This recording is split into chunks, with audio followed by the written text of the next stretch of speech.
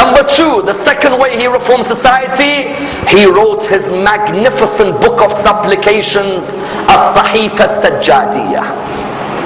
I tell you, there is no book of supplications like al-Sahifa al-Sajjadiyah. Because the Imam would always say, dua is the weapon of the believer, and it is the light of the heavens of the earth. Imam, in another hadith, Imam Hassan, when they were asking him, what's the distance between heaven and earth? Imam would say, the distance between the skies and the earth is the cry of an oppressed person in dua. Al-Sahifa al-Sajjadiyah is the greatest book of supplications written by a human being. Someone asks the question, why did he write a book on dua? Because dua is what opens up our relation with God. He felt that when the Arabs had killed his father, they had lost all relationship with God in their life. There was no more God in their life. Rather, they were thinking of a world of I, not a world of we. So he wrote a Sahifa al-Sajjadiyah, a dua for your mother, a dua for your father, a dua for someone who's ill, a dua for the companions of Rasulullah, a dua for jihad, a dua for absolutely every stage in your life. 51 duas. And you know what the shame is? There are lovers of Zayn al-Abidin who have never read one dua in a Sahifa al-Sajjadiyah. Isn't it embarrassing? Do you know, not this Pope, the one before him. I had a friend of mine who had visited the Vatican. He looked in the library of the Pope and he saw a Sahifa al-Sajjadiyah in the library. He asked him, what is the Sahifa al-Sajjadiyah in your library? He said, I do not see a book of Psalms of Dawood like this book of Psalms.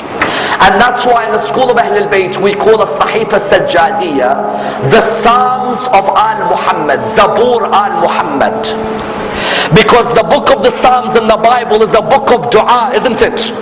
The book of dua, like the Zabur, in Ahl al-Bayt is Sahifa al-Sajjadiyah. And in Sahifa al-Sajjadiyah, amongst the most beautiful du'as is, you'll find of the du'as he's collected, dua makarim al-akhlaq. Phenomenal dua. And in that dua, Makarim al-Akhlaq, there are lines, 3 lines, which he talks about relations with the family members. He felt the people had lost their relations with family. They were willing to kill their own family member.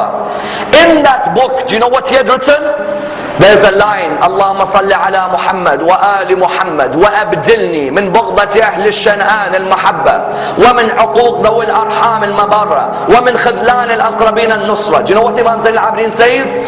Ya Allah, change the hatred of my cousins into love for me, and change their stubbornness into freedom with me, and change their difficulties into ease.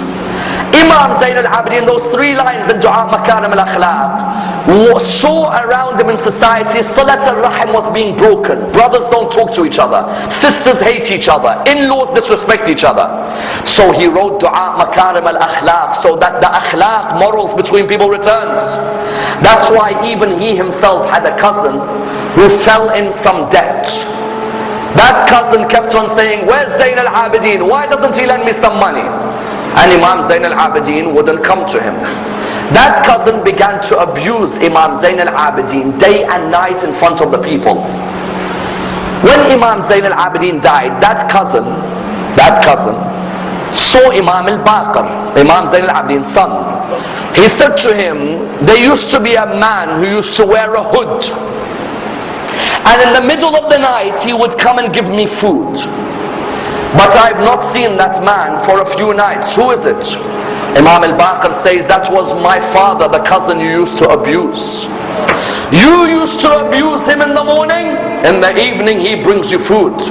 You see how Imam Zayn al-Abidin, he was the embodiment of his du'as.